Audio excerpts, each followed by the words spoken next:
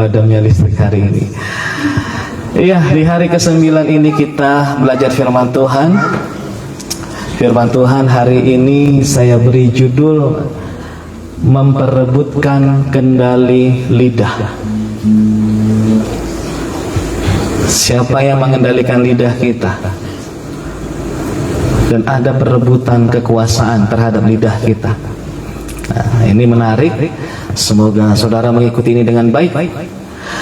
Saudaraku yang dikasihi Tuhan, saat Pentakosta, murid-murid berdoa di loteng atas. Roh Kudus dicurahkan dan mereka mulai berbahasa roh atau berbahasa lidah. Kemudian tampaklah nyala api berbentuk lidah di atas kepala mereka, lidah. Dan kemudian mereka mulai memperkatakan bahasa-bahasa baru di lidah mereka, kembali tentang lidah. Nah, pertanyaannya, di hari Pentakosta itu kenapa lidah yang harus dijamah? Bukan panca indera yang lain gitu ya, mata, telinga mungkin ya. Kenapa harus lidah? Kenapa enggak organ tubuh yang lain gitu ya? Kan banyak organ tubuh ya, entah tangan kayak gitu. Kenapa harus lidah? Dan saya menemukan jawabannya, saudara. Sangat terhubung jawabannya. Saudara ingat bahwa ketika Yesus terangkat ke sorga, apa pesan yang ditinggalkan Yesus kepada murid-muridnya? Pergilah, jadikanlah segala bangsa muridku. Ajarlah mereka melakukan segala sesuatu seperti yang kuperintahkan kepadamu, dan baptislah mereka di dalam nama Allah Bapa, Anak dan Roh Kudus. Murid-murid diperintahkan oleh Tuhan Yesus untuk menjadi saksi, untuk mengajar, untuk mengabarkan berita keselamatan. Saudaraku yang dikasihi Tuhan, amanat agung ini, pekerjaan ini, maaf saudara, itu dilakukan oleh lidah. Mengajar, bersaksi, itu dilakukan oleh lidah. Sehingga Tuhan berpesan, jangan pergi dulu meninggalkan Yerusalem sebelum yang dijanjikan Bapa itu turun atasnya. Tuhan tahu keterbatasan lidah para murid saudara, sehingga dia mengatakan, tunggu dulu, jangan pergi dulu, nantikanlah dijanjikan Bapa itu datang, supaya ia menjamah lidahmu semua, supaya engkau bisa mengerjakan apa yang kuamanatkan kepadamu. Jadi jelas saudara, kenapa lidah yang harus dijamah?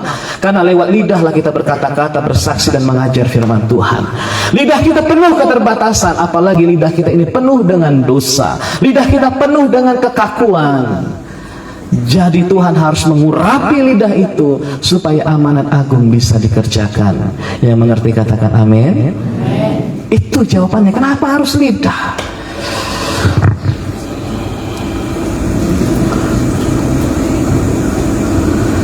Kalau kita mengingat bagaimana Petrus saudara ya,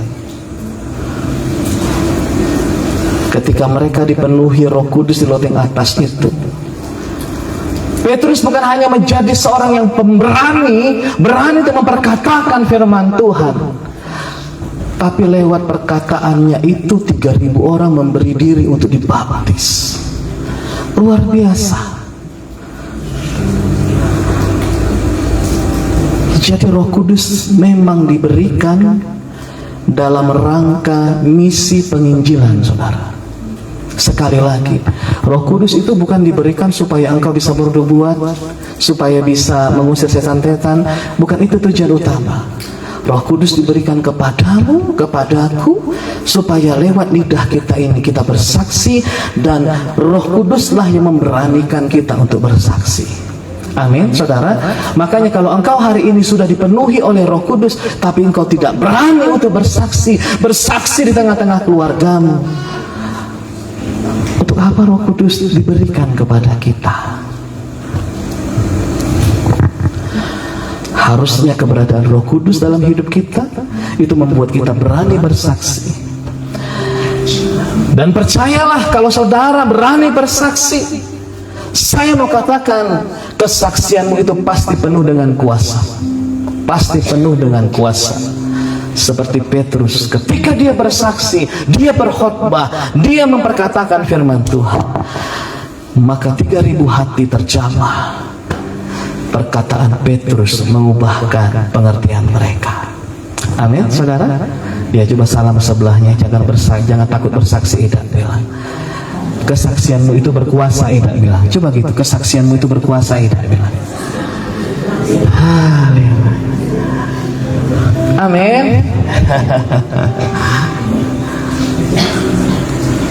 Saya akan beritahukan kepada saudara, mengapa orang yang dipenuhi Roh Kudus takut bersaksi. Mungkin termasuk saudara. Kenapa takut bersaksi? Dan ini saya rasa hampir 100% benar ini alasan ini. Umumnya saudara, orang takut bersaksi itu bukan takut pada isi Injilnya, bukan takut ngomongin tentang Yesusnya, bukan. Tapi lebih kepada takut kepada konsekuensinya. Kalau ku sampaikan ini nanti gimana aku ya? Nah itu yang paling banyak alasan.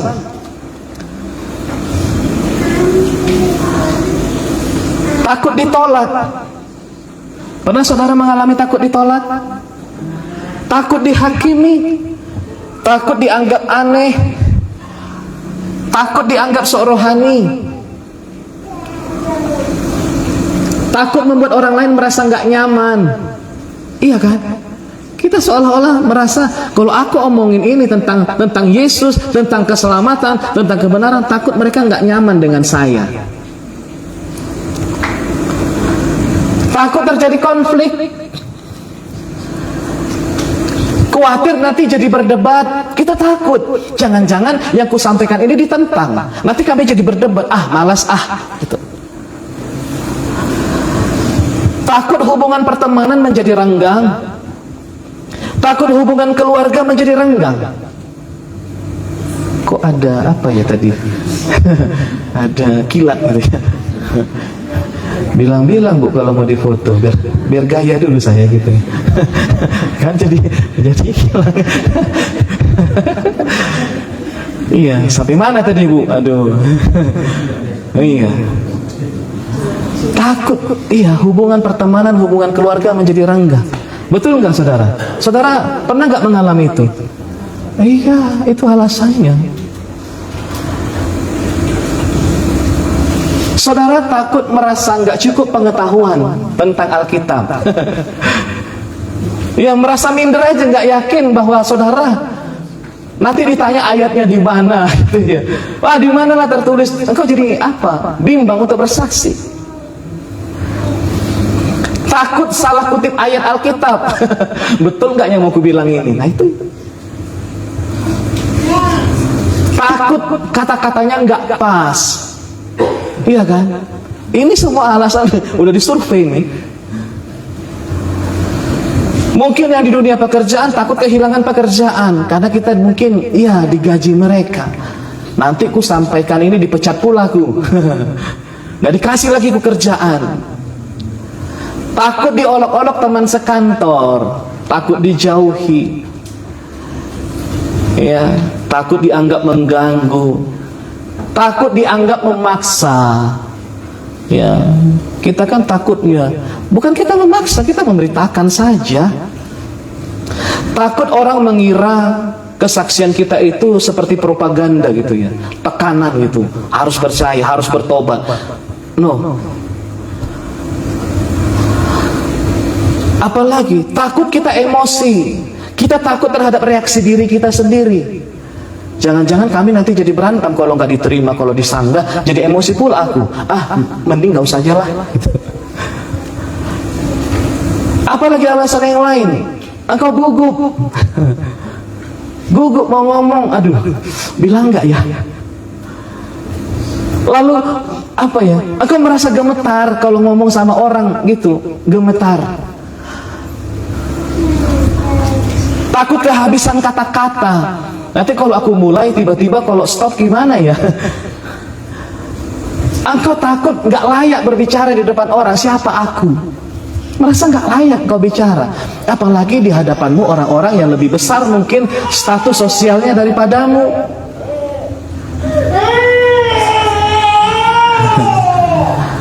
Takut apa lagi? Takut ada konsekuensi spiritualnya, saudara. Iya, saudara pasti pernah mengalami itu. Kalau aku nanti bersaksi, takutnya nanti ada serangan balik dari si iblis. Betul nggak? Takut serangan balik dari si iblis. Pernah merasa begitu?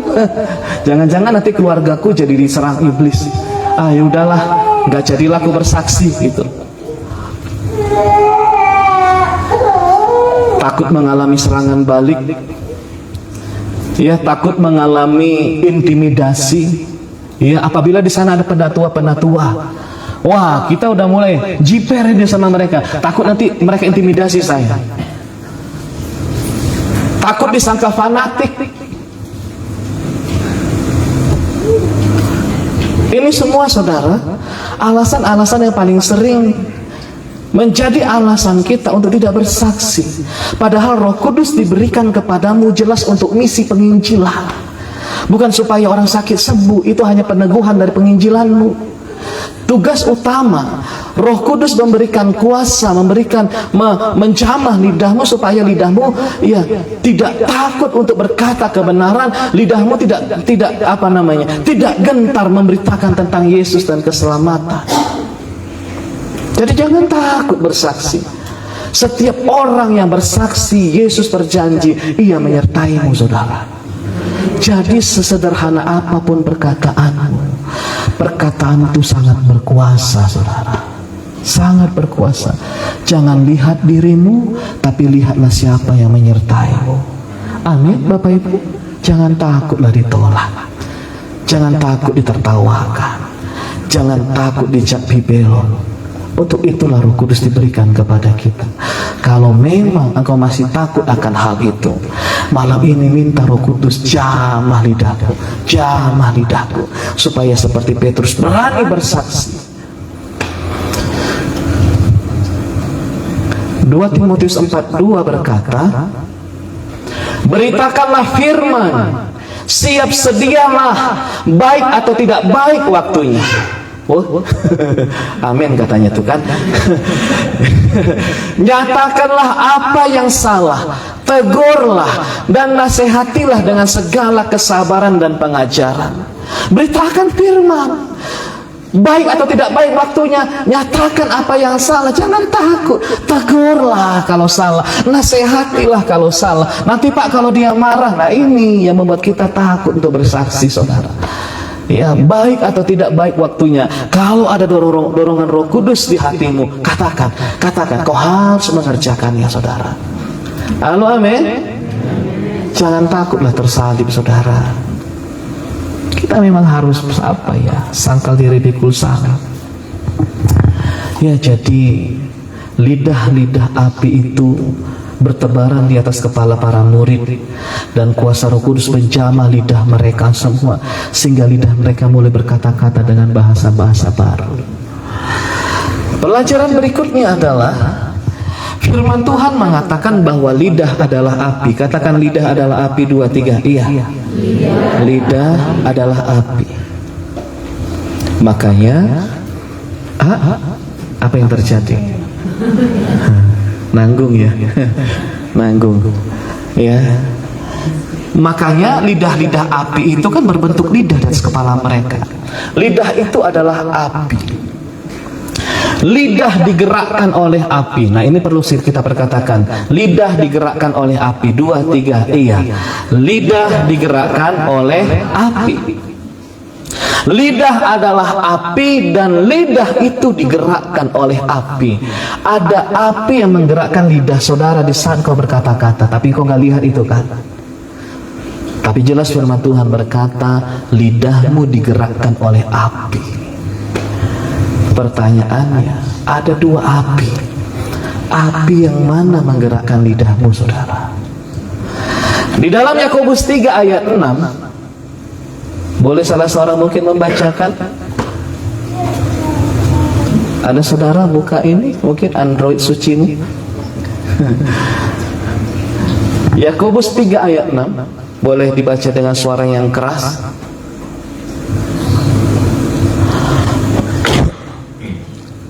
Lidah pun adalah api yang merupakan suatu dunia kejahatan dan mengambil tempat di antara anggota-anggota tubuh kita sebagai sesuatu yang dapat menodai seluruh tubuh dan menyalakan roda kehidupan kita, sedang ia sendiri dinyalakan oleh api neraka. Dia dinyalakan oleh api neraka. Lidah pun adalah api.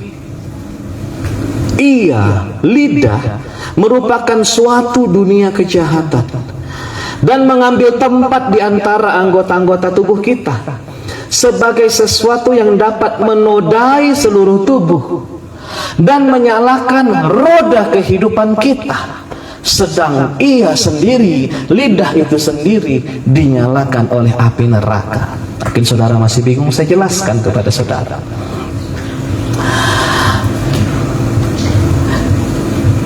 Jelas dikatakan bahwa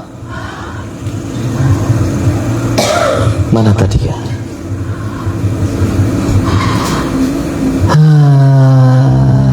Ini dia. Lidah pun adalah api yang merupakan satu dunia kejahatan, mengambil tempat di antara anggota-anggota tubuh kita sebagai sesuatu yang dapat menodai seluruh tubuh. Jadi begini saudara, dosa lidah adalah dosa seluruh tubuh. Dikatakan karena dia bisa menodai seluruh tubuh. Dosa lidah bukan hanya dosa lidah. Dosa dalam perkataan bukan hanya dosa dalam perkataan, tapi seluruh tubuhmu telah berbuat dosa. Itu maksudnya. Kenapa Pak? Kaki juga berbuat dosa, tangan berbuat dosa. Jelas, dosa lidah akan menodai seluruh tubuh. Dosa dari lidah itu adalah dosa seluruh tubuh kita. Oleh sebab itu hati-hati dengan lidah kita, karena dengan perkataan kita, dengan dosa lewat perkataan kita, seluruh tubuh kita kena dosa. Jelas, hari ini kita harus belajar mengendalikan lidah kita saudara. Dan ada informasi juga yang kita terima dari ayat ini, bahwa dikatakan ia sendiri, lidah itu dinyalakan oleh api neraka.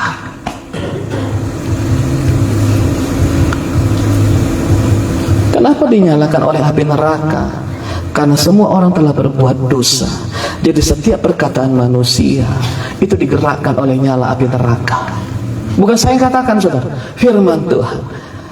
Oleh sebab itu harus ada api yang lain, api yang lebih hebat, api yang lebih berkuasa dari api neraka itu, api yang dari sorga turun ke dalam lidah kita untuk ambil alih setiap perkataan kita, ambil kendali dari api neraka itu, supaya jangan lagi api neraka yang menggerakkan perkataan kita, tapi api yang turun dari sorga itu, yang turun di hari Pentakosta itu, yang mulai mengambil alih setiap perkataan kita.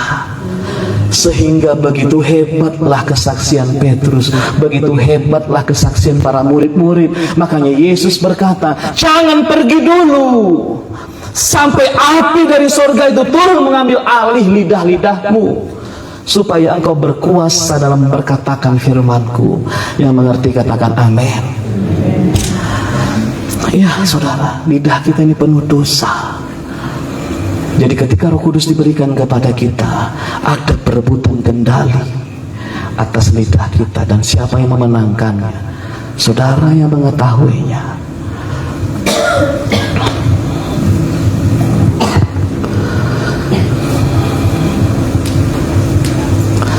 Kenapa dikatakan digerakkan oleh api neraka? Di dalam Yakobus 3 ayat 8, saudara bisa lihat di Alkitabmu ya. Nanti saudara pikir saya karang-karang ini. Saya bacakan Yakobus 3 ayat 8. Tetapi tidak seorang pun yang berkuasa menjinakkan lidah. Ia adalah sesuatu yang buas, yang tak terkuasai dan penuh racun yang mematikan. Makanya dia digerakkan oleh api neraka. Kenapa? Karena lidah kita ini mengerikan. Dia dikatakan buas. Tidak ada yang bisa mengendalikan lidah kita, termasuk diri kita sendiri. Kita tidak ingin memperkatakan hal-hal yang menyakiti hati orang, tapi kita katakan. Apalagi di saat kita emosi, kita sedang dikuasai oleh marah, maka kata-kata kita itu akan kita sesali. Kenapa? Kita nggak berkuasa menjinakkan lidah ini di saat kita marah, karena api neraka telah menguasainya, sehingga dia memperkatakan perkataan-perkataan buas, dia menyakiti hati orang lain. Untuk itu Roh Kudus turun supaya api neraka itu dipadamkan.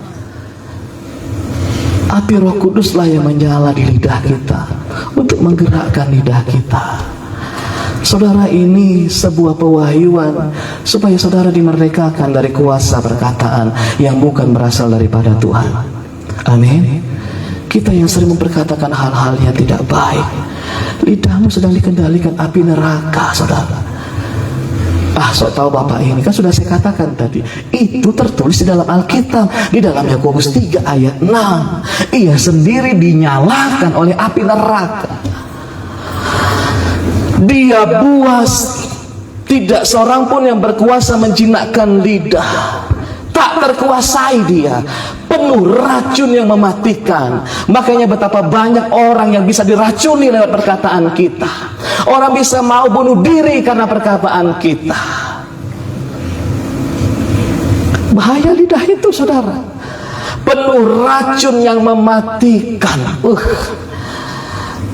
Makanya kalau tidak ada Roh Kudus yang menjamah lidah kita, saudara, ya wajar saja kata-kata kotor keluar, kata-kata penghakiman kepada orang lain keluar, jelas. Dan dikatakan, saudara, di Yakobus 3 ayat 6 tadi, bahwa lidah menyalakan roda kehidupan. Lidah menyalakan roda kehidupan.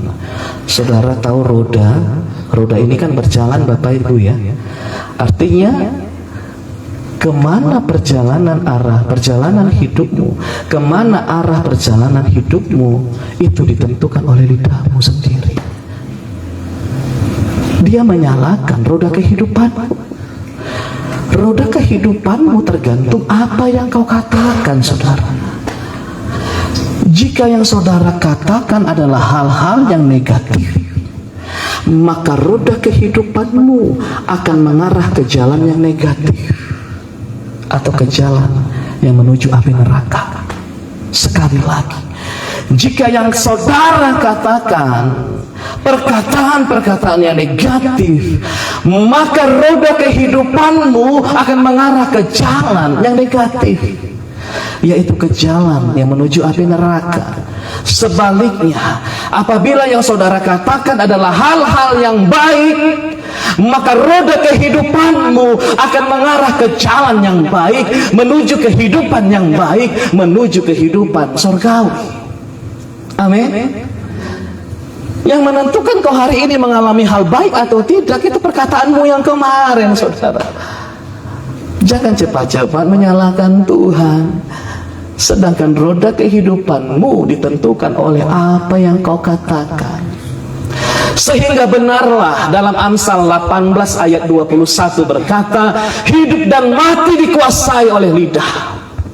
Siapa yang menggembakannya akan memakan buahnya. Itulah yang dikatakan perkataan mula yang menjalankan roda kehidupanmu. Apa yang kau katakan, kau akan makan buahnya.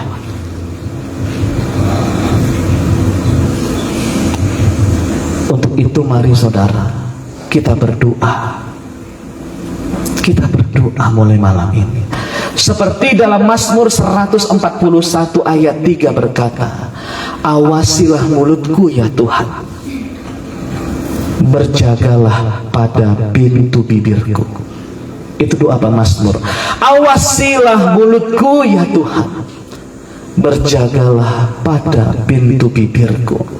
Mari setiap pagi kita berdoa seperti ini. Tuhan, tolong awasi mulutku, awasi setiap perkataanku Tuhan. Berjaga-jagalah pada pintu bibirku supaya tidak keluar kata-kata yang jahat yang akan memutar roda kehidupanku kepada hal-hal yang jahat. Saudara mau berdoa seperti itu? Amin. Amsal 12 ayat 18 berkata, Ada orang yang lancang mulutnya seperti tikaman pedang. Lihat ya Bapak Ibu, makanya kita harus hati-hati dalam berkata-kata. Seperti kau sedang menikam pedang kepada orang lain, itulah perkataanmu. Mungkin kau merasa tidak ada beban memperkatakan hal itu, tapi orang yang mendengarkan perkataanmu itu, dia sungguh-sungguh gak tenang hidupnya. Kenapa? Kenapa ya? Kenapa dia berkata seperti itu kepada aku? Orang yang lancang mulutnya seperti tikaman pedang. Sebaliknya saudara, tetapi lidah orang bijak mendatangkan kesembuhan. Amin. Lidah orang bijak mendatangkan kesembuhan. Perkataanmu akan menjadi berkat bagi orang lain. Itulah orang-orang bijak yang selalu menjaga perkataannya.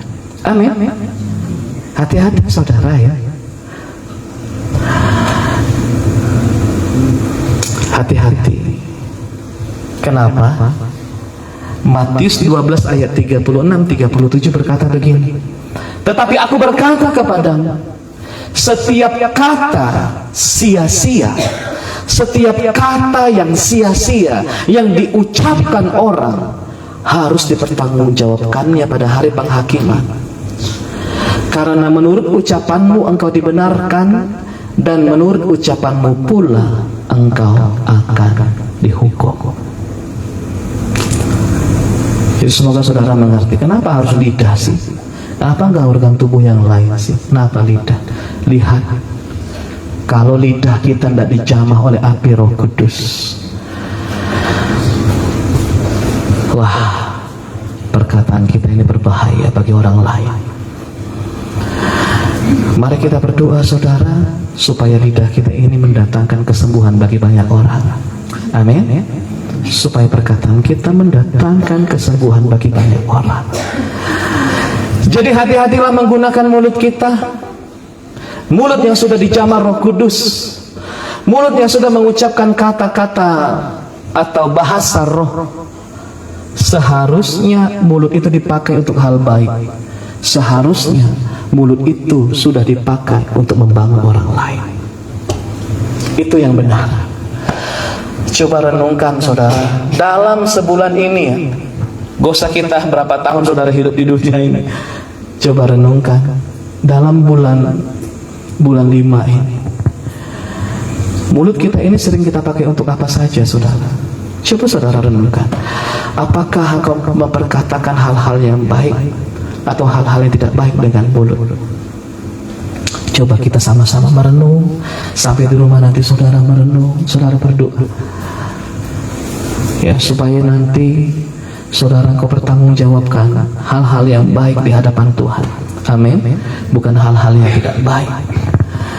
Bandingkan saudara, sejak engkau dipenuhi oleh Roh Kudus, sejak engkau menerima karunia bahasa roh, apa yang sering kau perkatakan? Bagaimana kebiasaanmu saudara? Apakah cerewetmu berkurang atau bertambah? Jangan makin dibaptis Roh Kudus makin tambah cerewetnya. Untuk apa Roh Kudus menjamah lidahmu kalau tambah cerewetnya? Tapi itu nggak ada di sini. Amin. Langsung tersinggung saudara. Amin lah. Amin. Iya, betul yang saya katakan. Apakah sejak Roh Kudus mencamah lidahmu, gosipmu semakin bertambah apa semakin berkurang? Coba saudara jawab sendiri. Sejak Roh Kudus mencamah lidahmu, tipu-tipumu makin bertambah apa makin berkurang? Coba saudara jawab sendiri, renungkan itu maksud saya saudara. Dan semoga saudara dapati hal-hal yang tidak baik itu semakin berkurang. Amin. Cerewet kita berkurang, gosip kita berkurang, tipu-tipu kita berkurang, menghakimi orang lain berkurang.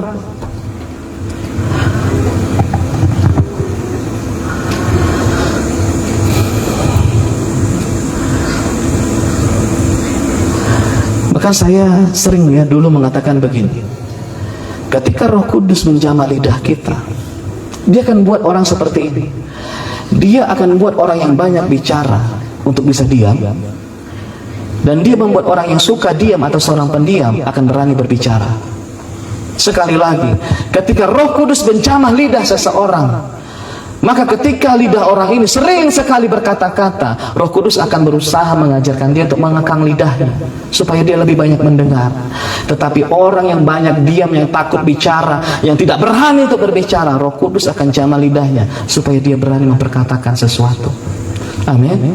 Wah, itu pekerjaan Roh Kudus, Bapak Ibu.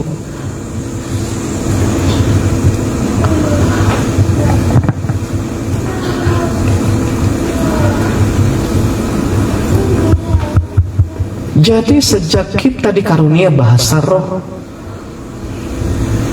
maka seharusnya lidah kita itu menjadi berkat, bukan sebaliknya.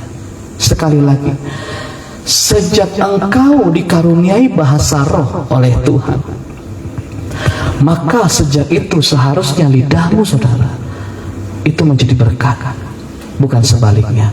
Amin. Makanya banyaklah para suami heran apabila suaminya mendengar istrinya berdoa dengan bahasa roh. Habis itu marahnya meledak-ledak. Makanya heranlah istrimu, bapak-bapak, apabila istrimu mendengar engkau berdoa dengan bahasa roh, tapi setelah itu amarahmu meledak-ledak. Maka heranlah orang tuamu, hai anak-anak kami, apabila orang tuamu mendengar engkau berdoa dalam bahasa roh, tapi setelah itu engkau terus melawan kepada orang tuamu, engkau terus memberi jawab kepada perintah orang tuamu. Siapa yang diberkati oleh hal-hal yang seperti itu?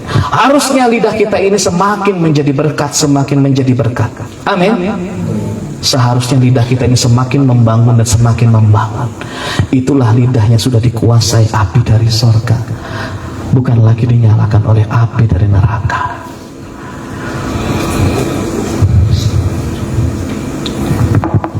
Dan pelajaran yang terakhir, yang ketiga, yang bisa kita ambil dari cerita ini, saudaraku yang dikasihi Tuhan, kenapa harus lidah yang dijamah, bukan yang lain?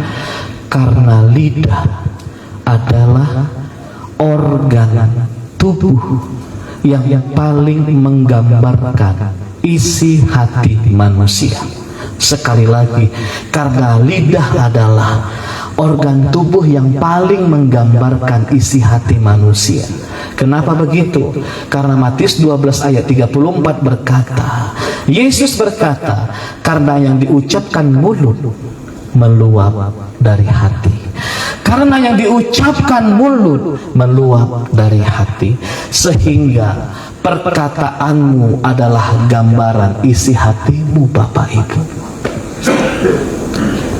Makanya kalau mau tahu isi hati seseorang, lihat apa yang diomongin. Iya, kalau dia terus mengomongkan hal-hal buruk, hal-hal jelek, itulah hatinya. Itu hatinya.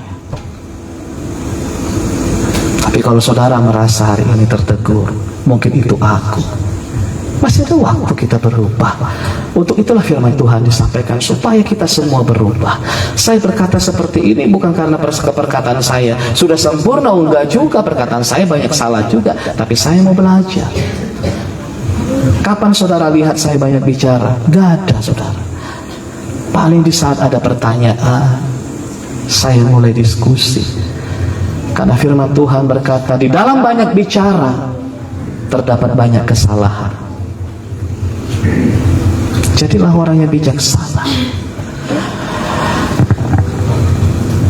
Lidah harus dijamah lebih dulu, bukan organ yang lain. Kenapa? Karena mata bisa berpura-pura, wajah bisa tersenyum palsu, tangan bisa bertepuk tanpa ketulusan, tetapi perkataan akhirnya membuka siapa dirinya yang sebenarnya. Meskipun matanya berpura-pura, meskipun wajahnya terlihat tersenyum, meskipun tangannya terlihat bertepuk tangan, tetapi pada akhirnya perkataannya akan membuka siapa sebenarnya dirinya. Makanya lidah harus dijamah. Karena itu Roh Kudus menjamah lidah terlebih dahulu. Jadi kesimpulannya, saudara, Yesus bukan hanya mati untuk menebus jiwa manusia, tapi juga dia merindukan menebus perkataan-perkataan kita lewat Roh Kudus yang diberikannya kepada kita. Dia tebus perkataan-perkataan kita itu. Ini pekerjaan sulit. Pekerjaan sulit. Makanya Roh Kuduslah yang diutus. Karena hanya Roh Kudus yang bisa mengubah perkataan-perkataan kita, cara bicara kita. Yakobus berkata begini, jikalau ada seorang yang tidak bersalah dalam perkataannya, ia adalah orang yang sempurna. Itu menggambarkan seseorang, menggambarkan hatinya. Jika ada seorang yang tidak bersalah dalam perkataannya, dia adalah orang yang sempurna. Artinya menguasai lidah hampir sama sulitnya dengan menguasai seluruh diri kita ini. Sama sulitnya.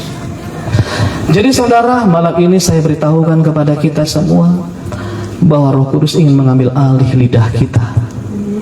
Roh Kudus ingin mengambil alih perkataan-perkataan kita.